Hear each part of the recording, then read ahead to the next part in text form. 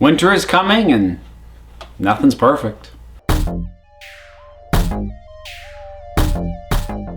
So I did my list of my favorite characters on Game of Thrones, both living and dead. You know what? No matter how good any show is, there's always gonna be some weak links. I think I got to address the worst characters to appear on Game of Thrones. Now, again, keep in mind I haven't read the books. I'm judging this only on the way in which they are presented in the TV show. It's quite possible that some or all of these characters are phenomenal in the books and they just got whittled down to a version that doesn't work on TV, or maybe they were miscast or anything else. I don't care. I'm not taking that into account. Now, in discussing why I don't think these characters work, I am gonna have to talk about various things that they have done, so consider that your spoiler warning. If you're not caught up through the end of season 4, there may be stuff you don't want to hear yet. Here we go with number 10, Cersei Lannister. I feel really bad having her on this list, but I've got too many issues with her. And I'm going to break it down to the writing, because I think the portrayal is quite good, and I like how strong she is, and I feel there is depth and nuance to her, but I feel like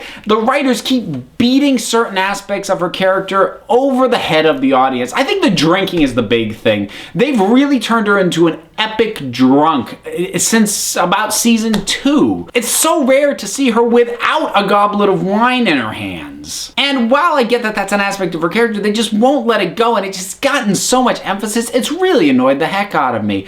And then there was the whole thing that went on with her and Jaime in season 4 that just kind of deflated her further, because sort of the main redeeming factor of her was just her strength, but that thing happened and appeared to happen the way that it did, and that she let it happen and didn't take retribution for it happening.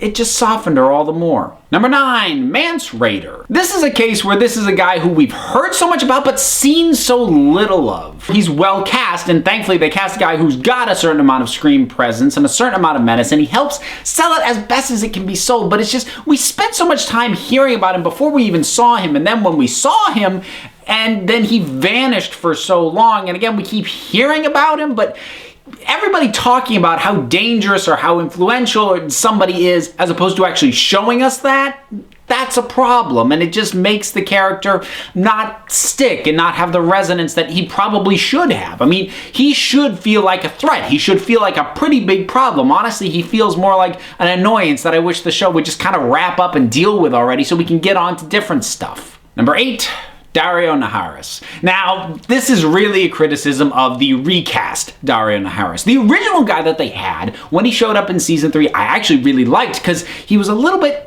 odd, kind of in the same way that the Faceless Assassin was odd, in that you couldn't quite pin him down. You were like, I think this is kind of your deal, but I was intrigued by him. The recast version of Daario Naharis, I'm not intrigued by. I feel like I can read him like a book, and he's just been played very much straight that he is enamored with Daenerys. When the stuff was going on in season 3, he was saying that, and you got that aspect. It felt like there was something else that I couldn't quite pin down, and I liked that, and that now feels gone with the new guy. And I'm just going to put that down to the performance. I just think that the guy that they got to replace the original actor just isn't bringing as many layers to the character. He's playing it straight, and played straight, he's kind of boring.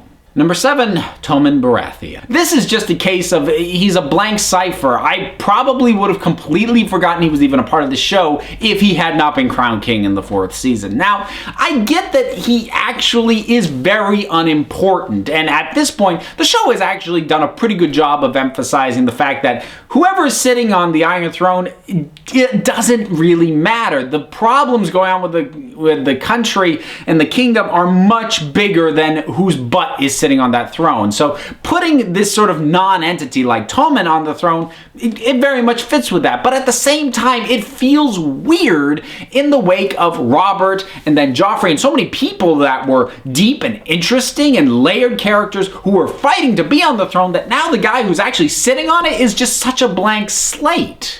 From the overall story, I get why he's a blank slate, because it makes him much more easily manipulated. It looked for a while there like Tywin was just going to be pulling every string, and Tommen was just going to be the face. But obviously Tywin's now out of the picture, so we don't know who'll be pulling the strings. But it's very clear Tommen himself doesn't have a lot going on. And while that is kind of fits with the story and everything, it makes him as a character incredibly disposable. Number 6, Sansa Stark. Now, there was a time not that long ago, she probably would have been right up at the top of this list, close to number 1, if not at it. But what's gone on with her towards the very end of season 4 has me intrigued that she may be turning around. And I'm actually really interested to see what gets done with her in season 5. Now, my hope for her turning around, though, does not change the fact that she has annoyed the ever-loving hell out of me through pretty much the first 4 seasons of the show. And sort of what's been really irritating, and part of why, even though I'm hopeful she'll turn around, I'm nervous that she won't, she had a couple of other points earlier where I was like, ooh, maybe she's going to become interesting here, and then they just do something to reverse that or cop out on it or whatever. Say, at the end of season 1, she had the moment where she was about to push Joffrey off that ledge, and like, ooh, she's got some guts to her, but then in season 2, she had no guts, and she was just Joffrey's whipping post. And then later, when she gets married off to Tyrion, they start developing this interesting relationship. She starts to become interesting again, and then the red wedding happens, and then she just goes right back into sulk mode because her family's dead. But now we've got third shot, hopefully third time's the charm, where now she is very much in cahoots with Peter Baelish, and maybe she's gonna be going somewhere interesting, but she's just been so whiny, so annoying. She's been such a wet blanket. She's been a pawn in so many things. She's a commodity. She just keeps getting moved around, and who controls her changes, but she herself has contributed very little. Now, that said, if she actually sort of takes hold of her own destiny and has a sense of agency herself going into the new season, she may finally turn around, but man, it's been rough getting there. Number 5, The Mountain. Now, The Mountain is impressive. The Mountain is a badass. I'm not going to argue any of that, but he kind of suffers from the same problem as Mance Rayder, which is that we've heard about him a heck of a lot. We have seen very, very, very little of him. He made a strong first impression in that first season, but then season 2, we saw him once. Season 3, we didn't see him at all. Season 4, he finally came back, but we basically had 2.5 seasons where everyone was talking about the things he was doing and what a badass he was and how dangerous he was, but we weren't seeing it. So when he showed up at the start of season 4 and he's just leveling guys for the fun of it, it didn't have the impact that it should have, because we should have been seeing what this guy was before that. So when Cersei goes up to him and says that she wants him to be her champion, that should have been, oh yeah, but it didn't quite have that impact because this is a character that everyone's just been talking about and we've seen so little of. Again, I get that there really weren't that many places to fit him in, and what he was doing was very ancillary to the main story, but considering the ultimate payoff that ended up happening with him, you'd think they would have planted at least a couple of bits here and there to just remind us that he's out there and what he's about, as opposed to just sort of dropping him almost completely for 2 seasons, then having him come back and go, remember how bad this guy is? I'm like, I guess I do, sure. Number 4, Robin Arryn. Now, first time we saw him in season 1, he was actually quite amusing in a weird little way, because this is a messed up kid, clearly, who has no idea that he's messed up. His whole perception on the world is completely warped and twisted by his mother. And his appearance in that first season was pretty cool, pretty nifty, was some fun stuff. Then when they brought him back, and now he's a little older and still acting that same way, you're like, oh man, really? Ugh. And now he's just grating. And that's always sort of the problem that you have with a character who is basically there to irritate and get on the nerves of the other characters. You know what? He's going to get on the nerves of the audience as well. Thankfully, we're not supposed to sympathize with him, but he's not grating in the way that Joffrey was, because Joffrey you love to hate. Joffrey you really could get worked up about. I can't get worked up about Robin. I'm just irritated by him. He's just annoying. He's a little snot. Number 3, Lysa Arryn. Pretty much same thing I said about Robin. She was good and functional and slightly off a rocker when she showed up in that first season. She shows up again and okay, same shtick. Couple years older. Got it? The reason I'm ranking Lysa higher on this list than I'm ranking Robin is because as a child character, I'll make certain allowances for Robin being as shallow a character as he is. I mean, he's young. He's obviously had a really weird upbringing, so he's gonna be emotionally stunted and not sort of get social cues and all of that. Lysa, on the other hand, she's an adult. And what's more, she was an adult who was in the court and married to the hand of the king. So while I get that she's kinda nuts, I feel like she should have had a better sense of how to function in society, and she seems almost as disconnected as her son is. But when an adult has that same thing going on, it feels like there should be more just behind that, or underneath it, or informing it, or a layer somewhere. But she's just, nope, she's crazy. It feels like kind of a cop-out on a show with so many deep and layered characters. She's very one note. Number 2, Shae.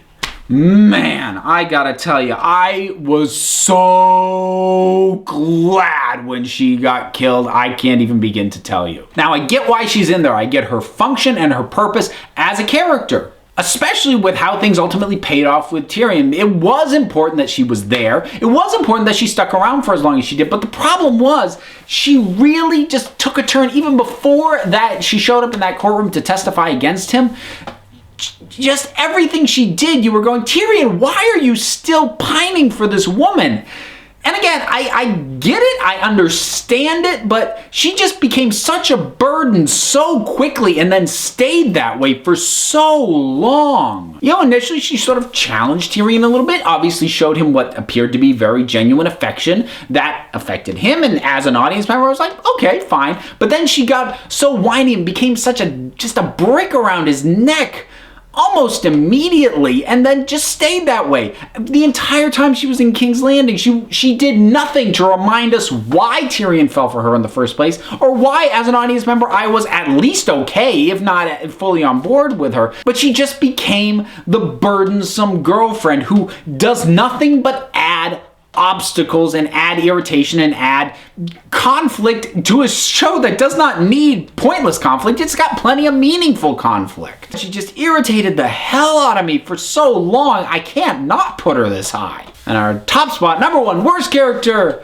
Lysa Baratheon. Now, this may seem like an odd pick, because she actually hasn't done a heck of a lot. She's just kind of appeared intermittently since season 2. So, why would I put her up here? Because I can see where she's going. And that's something I can say about almost none of the characters in the show, even the ones I don't like. That's one of the best things about this show. You can't predict where a character's going, what's going to happen to them. Her, I feel like I've got her completely pegged. Now, it's possible the show will surprise me, but I don't think so, because she's going to be a problem. I know she's going to be a problem. Nobody is that blindly, stupidly, blinders, religiously fervent as her, who does not end up becoming a problem in these types of stories. Stannis is going to have a crisis of conscience, and she's going to feel like he's not properly representing the Lord of Light, and she'll be a problem that way, or she'll declare him a heathen and get some sort of rival thing going in her own little army, or whatever the problem is. But her rigid and blind devotion is going to make her a problem, and I know that. I saw that from the beginning,